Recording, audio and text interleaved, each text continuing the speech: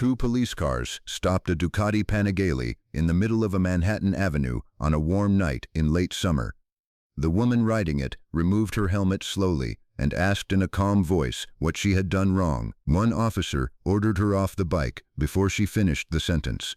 When she reached into her jacket and produced a federal judicial identification card, he laughed in her face, snatched it from her hand, and cuffed her in front of dozens of strangers on the sidewalk. Nobody standing there that night knew the woman in the black riding suit was Federal Judge Amara Whitlock, a woman quietly building a case against a corruption ring hidden inside that very police department. When the officer leaned close and asked her mockingly who she thought she was, Amara only glanced at her watch and answered, without raising her voice, that he had just signed his own conviction. Amara Whitlock was 34, known inside the federal courthouse for a stillness that unsettled attorneys far more than shouting ever could. She had climbed from public defender to prosecutor to the bench in a decade, listening twice as much as she spoke, never raising her voice to prove a point she could make with silence. Almost no one knew the other half of her life, the garage 2 blocks from her apartment, where a red Ducati waited, and the long rides she took after difficult verdicts to clear her head. On the road, she was no one's honor, no one's judge, simply a woman and a machine moving through the city at the hour it belonged to almost nobody else. The avenue was nearly empty, lit by amber streetlights and a pharmacy sign on the corner. Amara rode low over the tank, unhurried, dressed all in black with no visible markings, a full-face helmet hiding everything but the outline of her posture. Nothing about her suggested wealth, status, or the authority of the federal government riding in her jacket pocket. 2 patrol cars pulled out from a side street without warning, lights flashing. She eased off the throttle and rolled to the curb. Darius Vane climbed out of the lead car first, 42 years old, broad-shouldered, walking with the particular swagger of a man who had never once been questioned about how he used his badge. He approached the bike before his partner had even closed his door. He told her flatly to get off the motorcycle. She stood, hands visible, and asked what exactly she had violated. He didn't answer her directly. Instead, he circled the Ducati once, running his eyes over the frame, the plate, the exhaust, as though the machine itself were the offense, then demanded her license and registration. She handed both over without a word. His partner, Colton Rusk, 31 years old, newer to the uniform and visibly less comfortable with the tone Darius had set, took the documents and checked them against the terminal in the car. Everything came back clean, no warrants, no violations, a spotless record. Still, Darius kept circling back to her, his questions sliding further away from the law and into something else entirely. Still, Darius kept pressing, sliding from questions of law into questions about who she thought she was, riding a bike worth more than his yearly salary, dressed like she had somewhere important to disappear to. Amara recognized the shift immediately. This was no longer a traffic stop. A cab had slowed near the far curb, its driver watching for a moment before moving on, and somewhere behind them, a pharmacy door opened and closed, a small bell chiming faintly against the quiet street. None of it registered with Darius, whose attention stayed fixed entirely on the story he had already decided to tell himself about who she must be. She had spent years reading rooms for a living, watching men who believed their voice was the only one that mattered in a space. She said nothing, only began memorizing details the way she'd trained herself to, his badge number, the unit number on the car, the blinking dashboard camera. A long silence had already stretched between them, broken only by the idle hum of 2 engines and the distant sound of a bus somewhere behind them. When Darius accused her of resisting, though she had done nothing but stand still and answer him, she asked evenly what exactly she was resisting, since she had complied with every instruction given to her. He didn't like the question. He pulled his handcuffs free and gave her a last warning to cooperate. She looked at the cuffs, then at his face. "You are certain you want to do this?" He was certain. Colton stepped in quietly at that point, suggesting they had already confirmed everything checked out, and there was no real cause to escalate further. Darius waved him off, telling him to stand back and let a real officer handle it. The words landed hard on Colton, the first small crack in a partnership that had never before been questioned. The cuffs closed around Amara's wrists with a click that seemed too loud for the quiet street. A small crowd had gathered near the corner, several of them lifting their phones to record what was happening. Amara did not pull away, did not raise her voice, did not offer the one piece of information that would have ended everything instantly. She simply let it happen, leaving everyone watching, including Colton, wondering why a woman with nothing to hide would choose silence over an easy way out. Colton noticed the flicker of something she didn't let reach her face, filed it away without comment, and found himself, for the first time that night, actively hoping his partner was wrong about all of it. Bystanders muttered that the stop looked wrong, that no real reason had been given. Darius ignored them, guiding her toward the patrol car, with a hand rougher than it needed to be. They brought her into the precinct through a side entrance, past a wall of commendation plaques and a bulletin board thick with outdated notices. Darius announced her arrival to the room, calling her the sports bike girl for a cheap laugh. A few officers chuckled out of habit rather than agreement. Amara said nothing, sat where she was told, composed. Colton lingered at the booking desk, searching the paperwork again for a justification that didn't exist. No warrant, no charge, nothing. Darius, frustrated, ordered a search of her bag, a phone, a wallet, keys stamped with the Ducati emblem, a pen, a watch, nothing that gave him the leverage he was hunting for. Then Colton picked up her phone to run standard identification and saw an incoming call light the screen. United States Attorney's Office. He set it down carefully, then typed her name into the department database. A single line of red text returned, a restriction notice unlike anything he'd seen. Darius assumed a glitch. Colton tried again, more carefully. Federal Judiciary, restricted access. A separate terminal for federal credential checks didn't just restrict access, it flagged the query and began printing a confirmation. Darius tore the page free himself. Amara Whitlock, United States federal judge. The room went silent.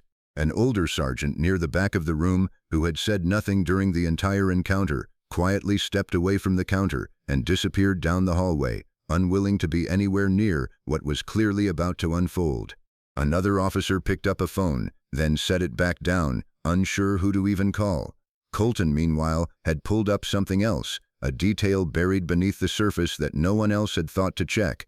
He found the date of Amara's judicial appointment cross-referenced against an old, half-forgotten complaint that carried Darius's name, along with a witness and the exact street corner where the complaint had originated. It hadn't been an accident. Amara finally spoke, her voice as level as it had been on the street 20 minutes earlier. She wanted to understand one thing: why, out of every night, out of every street, had they chosen to stop her tonight? Neither officer answered. What no one in that precinct understood yet was that Amara had spent nearly a year on a private investigation into a pattern hidden inside the department itself.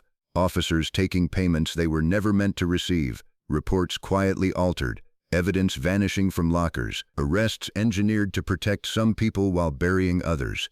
She had brought in federal investigator Nia Sterling, 39 years old, with a reputation for patience that matched her own, and together they had spent months mapping connections that at first refused to form any clear shape. Bank records leading nowhere until they didn't. Deleted footage leading to backup servers no one thought still existed. Her phone rang again. She asked for the cuffs to be removed so she could answer, and this time no one objected. Nia's voice filled the room. A traffic camera 2 blocks from the stop had captured the entire encounter, time-stamped and unedited. Darius flinched and asked to speak to someone above his pay grade. Within minutes, the precinct captain arrived. Malcolm Graves, 51, his apology already forming before he'd crossed the threshold, addressing Amara by her title before anyone had spoken it aloud. When she asked how he'd known her name before she introduced herself, he offered a vague answer about protocol. She didn't press, not yet, but she noted that she had never told anyone in this department she was investigating them. On the drive out of the precinct that night, the pieces began to arrange themselves in Amara's mind, each detail sliding into place with the same clarity she brought to reading a case file.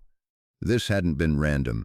Somewhere that evening, Darius had received a directive, one Colton knew nothing about, to find a woman on a red motorcycle in that stretch of the city. The next morning, Nia confirmed her fear.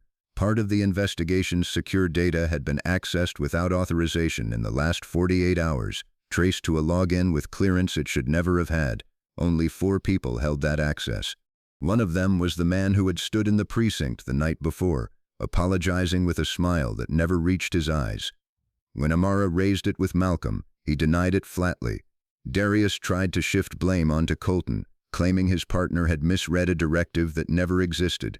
But Colton, for the first time, refused the role being handed to him. He told the truth. Darius had taken a private call the night before the arrest and returned with a name and description that matched Amara almost exactly. That evening, Naya sent Amara a grainy video from a parking structure, time-stamped 12 hours before the stop. Darius speaking with a man in a dark coat who, for one clear second, turned his face to the camera. It was Malcolm Graves. Amara didn't move against him immediately.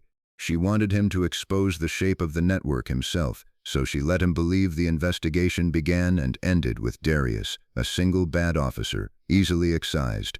Malcolm leaned into the story eagerly, insisting Darius had always been trouble.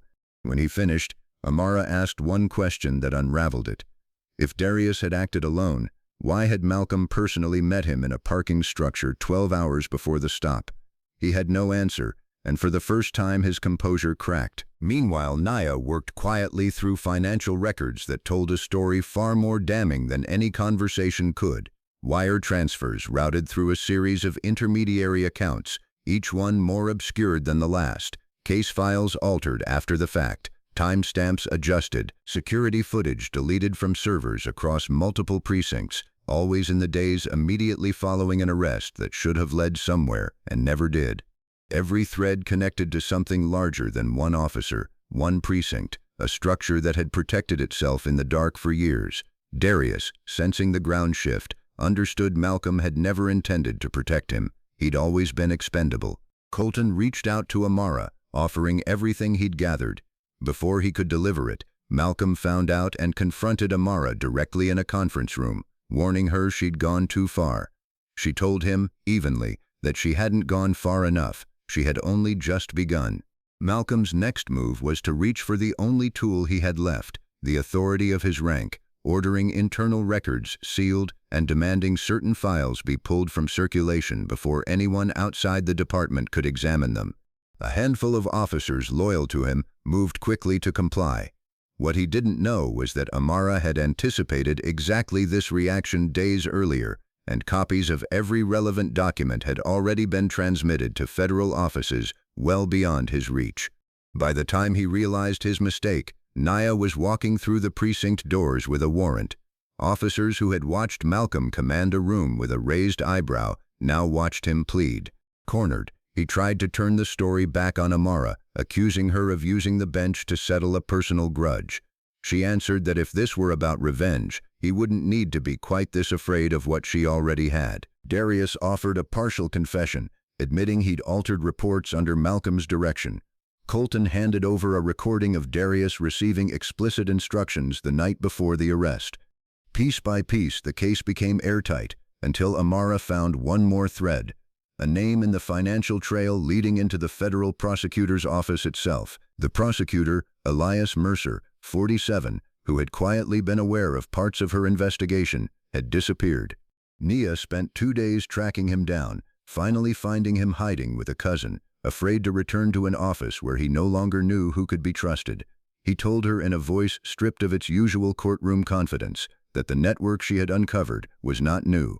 It had existed for years, passed down through successive rotations of officers and officials, each generation learning to protect the one before it. Some had taken money directly, others had simply looked away. Case files had been buried not by accident, but by design. Evidence quietly erased whenever it threatened to expose the wrong name. Standing in her chambers with the city lights below her window, Amara understood the choice in front of her was larger than any case she'd presided over: contain the fallout and protect institutions that had protected the guilty for years, or expose everything regardless of the cost. She chose the truth and set it in motion the next morning. Darius was arrested within the week, the same cuffs that had closed on Amara's wrists now closing on his own. Malcolm followed shortly after, his composure gone entirely by the time federal agents walked him out through the same precinct doors he had once commanded. Several other officers connected to the network were suspended pending further review, their names now attached permanently to a case that would not simply disappear with time.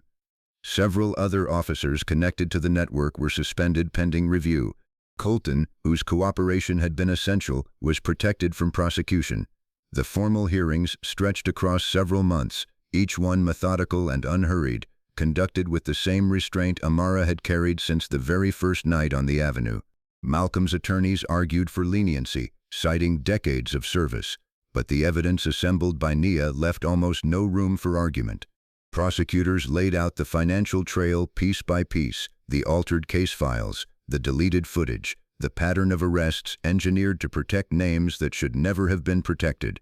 Malcolm's attorneys argued for leniency, citing decades of service, but the evidence left little room, and his sentence reflected the scope of what he'd built rather than the reputation he'd spent a career constructing.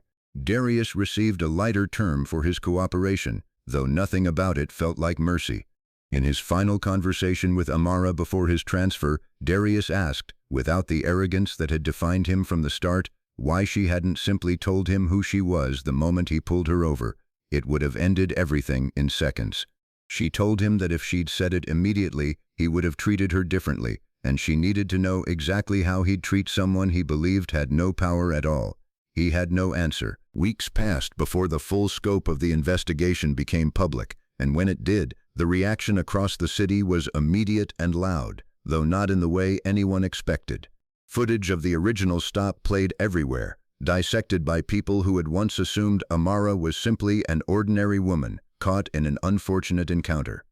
The department announced sweeping reforms. Amara declined every invitation to speak publicly, refusing interviews and anything resembling a victory lap. She went back to riding the same empty stretches of the city after the courthouse emptied out each evening, past the very corner where two officers had once decided her silence meant she had nothing to protect herself with. The corner looked the same as it always had, the pharmacy sign still buzzing faintly, the street lights still catching the same amber glow, as though the night that changed so much for so many people had left no visible mark on the pavement at all. The following Monday, she returned to her courtroom exactly on schedule, giving ordinary cases the same careful attention she always had. Weeks later, Colton found her outside the courthouse, out of uniform, and told her he was sorry he hadn't spoken up sooner. She told him he'd spoken up when it mattered most, and that was not nothing. When he asked, almost hesitantly, whether she thought he should stay on the force at all after everything that had happened, Amara considered the question carefully before answering. If he could always remember that the badge was a responsibility and never a privilege, then yes, she believed he could. Nia stopped by her chambers that same week, not for work, just to sit for a few quiet minutes, and asked whether Amara regretted letting Darius cuff her that first night instead of ending it with a single sentence. Amara considered it, then said that a single sentence would have protected her, but it would have told her nothing true about the two men in front of her, and the case had needed the truth far more than it had needed her comfort. She walked out to where the Ducati waited at the curb, pulled her helmet on the same unhurried way she had that first night, and rode off without escort, without security, without a single marker of the title she carried, just a woman on a motorcycle moving through the city the way she always had, long before anyone knew her name. At a red light 2 blocks from the courthouse, a traffic officer recognized her. He said nothing, and neither did she. Only a small, even nod passed between them, the kind of exchange that needed no words.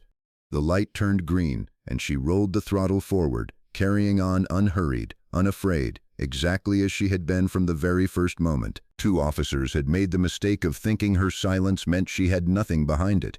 She rode on, thinking briefly of the young officer at the corner, of Colton walking taller than he had that first night, of Darius somewhere behind bars, finally learning the answer to a question he'd never thought to ask himself, of Malcolm whose polished authority had meant nothing against evidence he couldn't talk his way around, and of Elias rebuilding what trust he could. None of it slowed her down. She rode the way she always had, long after the city had gone quiet, carrying nothing with her except the same steady calm that had carried her through every room she had ever walked into. Real power was never about people knowing who you are. It was always about how you treated the ones you believed could do nothing to you at all.